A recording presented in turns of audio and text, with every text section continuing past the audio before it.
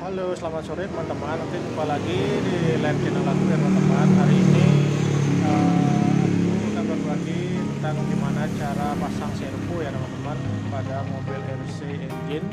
Hari ini kebetulan servonya sudah ada, datang beberapa biji ya teman-teman. Ini karena butuhnya dua, jadinya saya ambil dua. Oke, di sini saya akan berbagi gimana caranya